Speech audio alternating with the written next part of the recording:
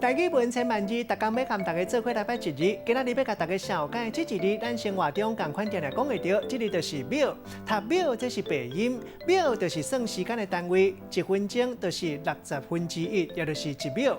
有人讲是一秒钟，若时间或者是讲手表啊，较长的迄支针，像讲称气的物件，算秒的时间，咱讲秒针。文音读做秒，带大家做过来小解两个词。头一个读做秒钟，这是时间的单位。